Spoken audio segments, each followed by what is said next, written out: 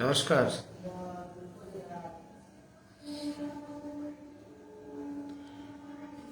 আজকের সন্ধে 7টার লাইভে চাকরিহারা যোগ্য শিক্ষক শিক্ষিকা আপনাদের সকলকে স্বাগত জানাই। আমরা মূল কথায় চলে আসি। এসএসসি 2016 প্যানেলের মামলার পরিপ্রেক্ষিতে যে পরীক্ষা হয়েছিল SLST 2, সেই পরীক্ষার একাদশ দ্বাদশ শ্রেণী এবং নবম দশম শ্রেণীর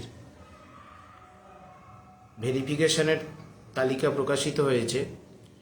দুটো তালিকা প্রকাশিত হওয়ার পর ইতিমধ্যেই আপনারা অবগত হয়েছেন।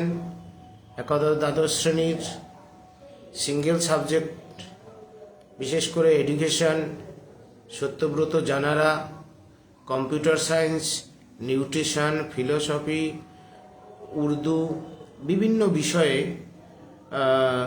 অনেকেই ডাক পাননি। নবম দশম শ্রেণীতেও শত শত যোগ্য শিক্ষক এসএসসি 2016 প্যানেলের তারা ডাক পাননি। বহুবার বলেছি, principal secretary of school education 7ই এপ্রিল সুপ্রিম কোর্টে যে 3রা এপ্রিলের রায়ের পরিপ্রেক্ষিতে যে মিসলেনিয়াস অ্যাপ্লিকেশন করেছিল, সেখানেও পরিষ্কার অ্যাফোরসেড পোস্টের উপরে ফ্রেশ সিলেকশন করার জন্য তিনি চিঠি লিখেছিলেন। রাজ্য সরকার অ্যাফোরসেড পোস্টে ফ্রেশ রিক্রুটমেন্ট করবে বলে বোর্ড 17ই এপ্রিল লিখে নিয়ে আসে। কিন্তু যে পরীক্ষা হয় সেই পরীক্ষা অ্যাফোরসেড পোস্ট ডিক্লেয়ার ভ্যাকেন্সির উপরে হয়নি। কারণ আপনারা যদি যেখানে বিদ্যালয়ে সুপ্রিম কোর্টের নির্দেশে 31শে ডিসেম্বর পর্যন্ত বিদ্যালয়ে যাচ্ছেন, আপনারা বিদ্যালয়ের পোস্টগুলো আপনারা খুঁজলেই দেখতে পারবেন কি স্ট্যাটাসে রয়েছে। যাই হোক, সেদিকে আমি যাচ্ছি না। আমি বলতে চাইছি যে অ্যাফোরসেড পোস্টে যে নিয়োগ হবার কথা ছিল সেই নিয়োগ হয়নি। 31শে ডিসেম্বর পর্যন্ত আমরা বিদ্যালয়ে যাওয়ার কথা আছে। এখন আপনারা দেখছেন স্কুল সার্ভিস কমিশন বোর্ড তারা আবার মিসলেনিয়াস অ্যাপ্লিকেশন করেছে ফর এক্সটেনশন। আমাদের বক্তব্য, সুপ্রিম কোর্ট নিশ্চিতভাবে এক্সটেনশন যে দাবি তারা করছেন, আর একটা শিক্ষাবর্ষ তারা দাবি করুক, আমাদের সেই নিয়ে কোনো বক্তব্য নেই। কিন্তু অ্যাফোরসেড ডিক্লেয়ার ভ্যাকেন্সিতে যে এসএসসি 2016 প্যানেলের মামলার পরিপ্রেক্ষিতে যে অ্যাফোরসেড পোস্ট, যে নির্দিষ্ট ভ্যাকেন্সি ছিল 2016 সালে, সেই পরীক্ষা বা সেই ফ্রেশ সিলেকশনের বন্দোবস্ত করতে হবে। সেই মর্মে তারা নিশ্চিতভাবে এক্সটেনশন নিয়ে আসুক। কারণ এসএসসি 2016 প্যানেল অ্যাফোরসেড পোস্টে আলাদাভাবে না নিয়ে নতুন চাকরি প্রার্থীদের সাথে একসাথে নেবার কারণেই এত যোগ্য শিক্ষক শিক্ষিকা তারা ডাকই পাননি। তাহলে তাদের ভবিষ্যৎ কি হবে? তাদের পরিবারের দায়িত্ব কে নেবে? অনেকেরই 40, 45, 47, 48, 50 বছর বয়স। অনেকেই আছেন যারা শারীরিকভাবে প্রতিবন্ধী, যারা দৃষ্টিহীন, যারা প্যারালাইসিস, বিভিন্ন রকম সমস্যা। তাহলে যারা যোগ্য শিক্ষক, যারা বাস্তবিক অর্থে যতগুলো এজেন্সি ছিল, কোথাও তাদের নামে ইল্লিগালিটি খুঁজে পাওয়া যায়নি, তাহলে কাদের দোষে এই দেশের বিচার ব্যবস্থা এবং এই একটা নির্বাচিত সরকার এবং রাজ্যের মাননীয় মুখ্যমন্ত্রী, আমাদের শিক্ষামন্ত্রী আছে, আমাদের শিক্ষা সচিব আছে, আমাদের অভিভাবক স্কুল সার্ভিস কমিশনের চেয়ারম্যান আছেন, তাহলে তাদের চাকরি চলে যাবে? এই বিষয়টা আমরা রাজ্যের মাননীয় মুখ্যমন্ত্রীকে, আপনারা জানেন আমি ইতিমধ্যেই মালদার গাজলের শুক্লা বিশ্বাসের তার মায়ের যে করুণ আর্তনাদ, আরও যাদের শব্দ আপনারা শুনতে পাননি, 90% দৃষ্টিহীন রবীন্দ্রনাথ সাহা, দৃষ্টিহীন ত্রিদীপ রয় সহ আরও গ্রামীণ শিক্ষার সাথে যুক্ত যে যোগ্য শিক্ষকরা বিভিন্ন জেলায় যারা মনের দুঃখে ডুকরে ডুকরে কাঁদছে, সেই কান্নার আওয়াজ এখনো মুখ্যমন্ত্রীর কান পর্যন্ত হয়তো পৌঁছায়নি। শুক্লা বিশ্বাসের তার পরিবারের, তার মায়ের হাহাকার নিশ্চিতভাবে মাননীয় মুখ্যমন্ত্রীর কাছে পৌঁছেছে, এটা আমি বিশ্বাস করি। এবং মাননীয় মুখ্যমন্ত্রী, তাকে আমি চিঠি দিয়েছি, সেই চিঠিও তিনি গ্রহণ করেছেন, এতটুকু খবর আমার কাছে আছে। আমি আশা করব যারা ডাক পাননি তাদের কি হবে এই বিষয়ে রাজ্যের মাননীয় মুখ্যমন্ত্রী চাকরিহারা যোগ্য শিক্ষক শিক্ষিকা যারা ডাক পাননি তাদের প্রতিনিধিদের সাথে আলোচনায় বসুক এবং রাজ্যের উচ্চশিক্ষামন্ত্রী মাননীয় ব্রাত্য বসু মহোদয় তিনিও আলোচনায় বসুক, শিক্ষা সচিব মাননীয় বিনোদ কুমার তিনি আলোচনায় বসুক এবং স্কুল সার্ভিস কমিশনের যিনি বর্তমান চেয়ারম্যান রয়েছেন শ্রী সিদ্ধার্থ মজুমদার মহাশয় তারা আলোচনায় বসুক। এই দাবিতে যারা ডাক পেলেন না, যারা ডিজেবল, যারা সাধারণ শিক্ষক শিক্ষিকা, আপনারা প্রত্যেকেই আসুন, আপনারা প্রত্যেকে চিঠি লিখে নিয়ে আসবেন যে আমি যোগ্য শিক্ষক শিক্ষিকা ছিলাম, সুপ্রিম কোর্টে যে ফ্রেশ সিলেকশন অ্যাফোরশেড পোস্টে সেই পরীক্ষা আপনারা নেননি, সুতরাং ডিক্লেয়ার ভ্যাকেন্সিতে আপনারা ফ্রেশ সিলেকশন করুন, আরও সময় নিন। আপনারা আপনাদের দুঃখ দুর্দশার কথা নির্বাচিত সরকারের মাননীয় মন্ত্রী শ্রীমান ব্রাত্য বসু এবং শিক্ষা সচিব সহ রাজ্যের মাননীয় মুখ্যমন্ত্রীকে আমরা বারবার আবেদন জানিয়েছি। আশা করব তিনি তার যে বিবেক আছে, মাননীয় মুখ্যমন্ত্রী যে বিবেক শূন্য হয়ে যাননি, তিনি তার প্রমাণ দেবেন। এহেন জটিল পরিস্থিতিতে রাজ্যের মাননীয় মুখ্যমন্ত্রী যারা ডাক পাননি, চাকরিহারাদের প্রতিনিধিদের সাথে আশা করি অতি শীঘ্রই আলোচনায় বসবেন। আমরা আগামী 18ই ডিসেম্বর করুণাময়ীর মোড় থেকে দুপুর 12টায়, আপনারা 11টার মধ্যেই জমায়েত হয়ে যাবেন। দুপুর 12টায় আমরা বিকাশ ভবন অভিযানে যাব। আপনারা জানেন এর আগে আমি এসএসসি অভিযানের কথা বলেছিলাম। আমরা 100% এসএসসি অফিসে যাব। আমাদের দাবি সমূহ যে চিঠিপত্র আপনারা নিয়ে আসবেন, সেই চিঠি আমরা এসএসসির কাছেও মাননীয় যিনি চেয়ারম্যান আছেন তার কাছে আমরা আমাদের দাবি সমূহ তুলে দেব। আমরা আগামী 18ই ডিসেম্বর বিকাশ ভবন অভিযানে যাব করুণাময়ীর মোড় থেকে। যারা শুনছেন, যারা আসবেন, দেখুন এটা হচ্ছে আপনাদের কাছে সংগঠিতভাবে শেষ লড়াইয়ের মতো। আইনি লড়াই চলবে, আমি বলবো খুব সংক্ষেপে, আর 2-1 মিনিট সময় নেব। আইনি লড়াই অনস্বীকার্য। আপনারা যারা ডাক পেলেন না তাদের বক্তব্য তুলে ধরার রাজ্যের যারা প্রশাসনে রয়েছে তাদের কাছে তুলে ধরার একটা শেষ মাধ্যম বলে আমি মনে করি।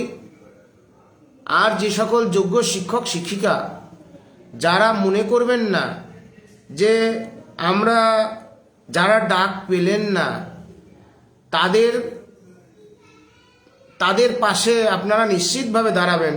যদিও অনেকে মনে করতে পারে যে আমি তো পেয়ে গেছি, আমার তো হয়ে গেছে, আমি গেলে আবার আমাকে ইন্টারভিউতে কম নম্বর দেবে। আশা করি আপনারা যারা ডাক পেয়েছেন তারা প্রত্যেকেই আসবেন, যারা ডাক পেলেন না তাদের স্বার্থে। এইটুকু আমার আপনাদের কাছে অনুরোধ। আর আমরা প্রতীকীভাবে যারা ডাক পেলেন না তারা রাজমিস্ত্রির কাজের আমরা তো যারা ডাক পেল না তারা কি করবে? রাজমিস্ত্রি কাজ করবে, কেউ কারো জীবন অন্য পথে অতিবাহিত হবে, কেউ চপ বিক্রি করবে। তাহলে আমরা রাজমিস্ত্রি কাজ করব। আপনাদের আমি অনুরোধ করছি, আপনারা প্রত্যেকে যে আসবেন কেউ খালি হাতে আসবেন না। কেউ 1 কিলো বালি নিয়ে আসবেন, কেউ 1 কিলো সিমেন্ট নিয়ে আসবেন, কেউ 1 পিস ইট নিয়ে আসবেন। ইট আমরা প্রতীকীভাবে কেউ খালি হাতে আসবেন না। নিশ্চয়ই আমি যখন বলছি আপনারা গুরুত্ব দিয়ে ভাবার জন্য আপনাদের কাছে অনুরোধ জানাচ্ছি। আমরা রাজমিস্ত্রি কাজ করব বিকাশ ভবনের সামনে, প্রতীকীভাবে। এবং এই বক্তব্যের মাধ্যমে রাজ্যের মাননীয় উচ্চশিক্ষামন্ত্রী শ্রীমান ব্রাত্য বসু মহোদয় আমরা অনুরোধ করব তিনি আমাদের সাথে যেন আলোচনায় বসেন এবং সপার্ষদ রাজ্যের মাননীয় মুখ্যমন্ত্রী যাতে আমাদের সাথে আলোচনায় বসেন তার পরিবেশ রচিত করেন উচ্চশিক্ষামন্ত্রী। আপনাদের বলতে চাই, আগামী 17ই ডিসেম্বর মহামান্য কলকাতা হাইকোর্টে একটি মামলা আছে সত্যব্রত জানা, যার 48 বছর বয়স, এডুকেশন, তিনি ডাক পাননি, তিনি যোগ্য শিক্ষক। তাহলে সত্যব্রত জানাদের কি হবে? এই প্রশ্ন নিয়ে আপনারা প্রত্যেকেই আসুন। যারা দৃষ্টিহীন, যারা অন্যান্য শারীরিকভাবে অসমর্থ, তারা সবাই আসুন। এটাই আপনাদের কাছে রাস্তার আন্দোলনের শেষ ধাপ বলতে পারেন। বাকিটা আপনারা সিদ্ধান্ত নেবেন। আমি তো শুধু বলতে পারি। সত্যব্রত জানা তিনি মামলা করেছেন কলকাতা হাইকোর্টে যে এই যে অ্যাফোরশেড পোস্টে সুপ্রিম কোর্ট নতুন চাকরি প্রার্থী এবং এসএসসি 2016 প্যানেলের একসঙ্গে নিতে বলেনি, এবং সুপ্রিম কোর্টেরই রায় আছে যে 2016 যে টেন্টেটিভ ভ্যাকেন্সি ছিল সেই ভ্যাকেন্সিও কমিয়ে দেওয়া হয়েছে। অ্যাফোরশেড পোস্ট মিনস কি? যে পোস্ট ছিল সেই পোস্টের উপরে নিয়োগ দিতে হবে। একটা সিলেকশন প্রসেসের মধ্য থেকে নিয়ে যেতে হবে আনটেন্টেড শিক্ষকদের, কারণ সুপ্রিম কোর্টের আপাতত যে রায় আছে তাতে প্রসেসটাই ইললিগাল। কেন? এই আনটেন্টেডদের মধ্যে এর মধ্যে ইললিগালিটি আছে। আমি আর অত গভীরে গেলাম না। যাই হোক, তাহলে সেই আনটেন্টেড শিক্ষকদের যারা বিদ্যালয়ে যাচ্ছেন তাদের অ্যাজ হোল তালিকাটা প্রকাশ করা এবং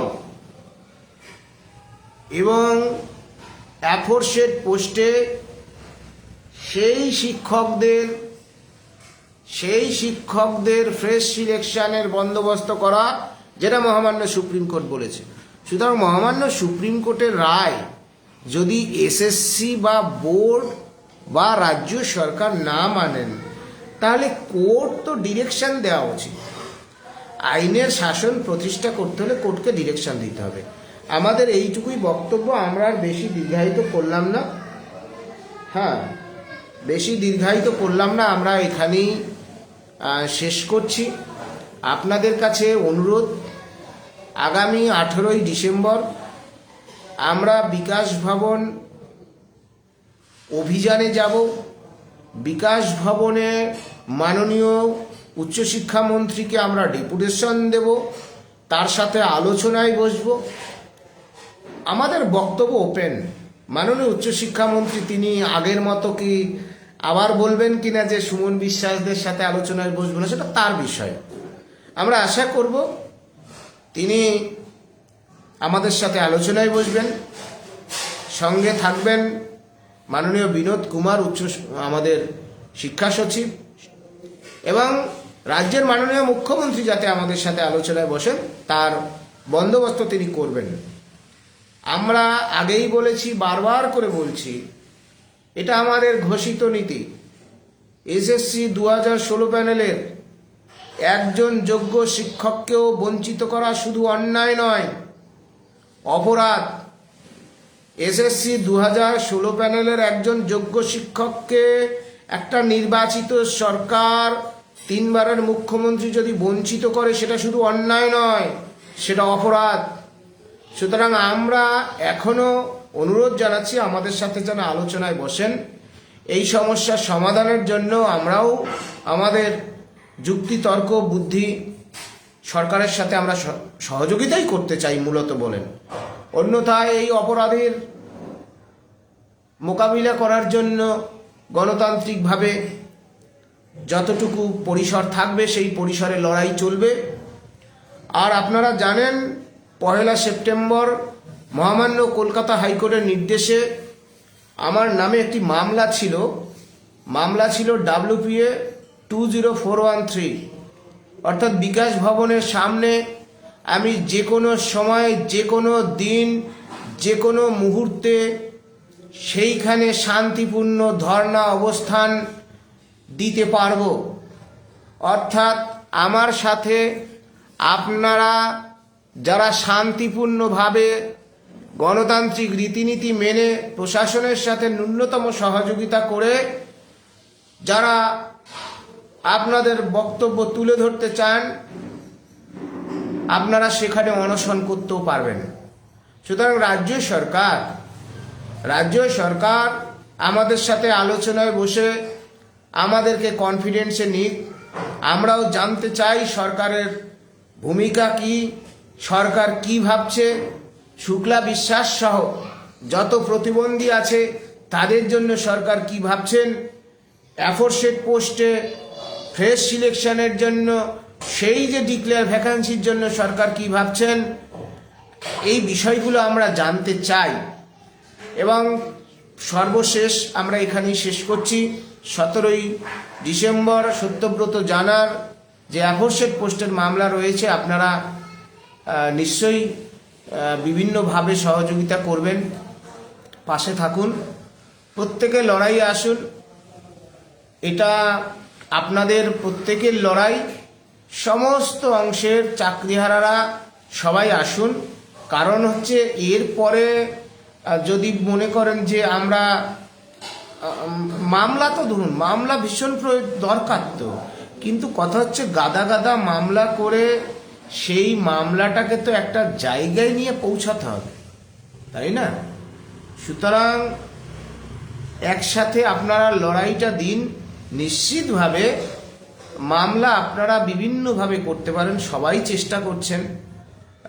প্রত্যেকের চেষ্টাকে সম্মান, প্রত্যেকের চেষ্টাকে সম্মান। তবে একটা কথা আমি বলে শেষ করি, দেখুন, আমাদের তো হাত আছে, পা আছে। এত কষ্টের একটা চাকরি যদি 7 বছর 10 বছর পর চলে যায়, এটা অন্যায় নয়, এটা বিচার ব্যবস্থার ফেলিওর। বিচার ব্যবস্থা, চোরেরা চুরি করলো আর বিচার ব্যবস্থা ন্যায় দিতে পারলো না, এ তো বড় বিড়ম্বনার বিষয়। সুতরাং আমরা আস্থা রাখছি, আশা করি দিনের শেষে ন্যায় পাবো, বা এসএসসি 2016 প্যানেলের যোগ্যরা ন্যায় পাবে। এটা আমরা আশা করছি। তো আপনাদের বলতে চাইছি যে এই লড়াইয়ে আপনারা প্রত্যেকে সামিল হন, প্রত্যেকে। অনেক অভিজ্ঞতা তো আছে। এবার যদি আমরা দলাদলি করে যে আমরা একটা ছোট অংশ, ওরা একটা ছোট অংশ, তারা একটা, এইভাবে যত করবেন আপনাদের দাবিই থেকে যাবে, দাবি মিটবে না, দাবি পূরণ হবে না। এটা আমার বলার। আপনারা সিদ্ধান্ত নেবেন আশা করি। আর যারা ডাক পেয়েছেন তাদের কাছে, সেই সকল শিক্ষক শিক্ষিকাদের কাছে অনুরোধ, যারা ডাক পেলেন না, আমাদের সেই সহশিক্ষক সহযোদ্ধা, তাদের পাশে প্রত্যেকেই আশা করি দাঁড়াবেন। সমস্ত অংশের চাকরিহারা নেতৃত্ব, তাদের কাছে আমরা অনুরোধ জানাচ্ছি প্রত্যেকেই এই আন্দোলনে সামিল হন। এখানেই শেষ করছি। কেউ কিছু বললে বলতে পারেন। না, দেখুন, একজনে লিখছিল যে হ্যাঁ, না, একজন যিনি বলছেন, দেখুন, মাননীয় ব্রাত্য বসু, তিনি উচ্চশিক্ষা মন্ত্রী। ফলে যখন আন্দোলনের ময়দানে নিশ্চিতভাবে চাকরি চোরদের বিরুদ্ধে আমার কণ্ঠস্বর কখনো বিচলিত হবে না, কিন্তু যখন একটা সামাজিক মাধ্যমে আমি বার্তা রাখছি, তখন আমি উচ্চশিক্ষামন্ত্রী হোক বা চাকরি চোরের নেতৃত্বে থাকা মুখ্যমন্ত্রী হোক, আমি নিশ্চিতভাবে আজে বাজে কথা বলবো না। যাই হোক, ঠিক আছে, আপনাকে ধন্যবাদ। আপনারা লড়াইয়ে আসুন, সবাই মিলে লড়াইয়ে আসুন। যত শিক্ষক সংগঠন আছেন, আপনারা যদি পারেন, অনুরোধ, রাজনৈতিক দল, যত বিরোধী রাজনৈতিক দল আছে, ইনক্লুডিং তৃণমূল কংগ্রেস, এরকম একটা কঠিন পরিস্থিতি, বহু যোগ্য শিক্ষক ডাক পাননি। আইনের কলমের খোঁচায়, এসএসসির চাটুকারিতায়, সরকারের ফন্দির ফিকিরের কৌশলে তারা অযোগ্য হয়ে, চাকরিচ্যুত হয়ে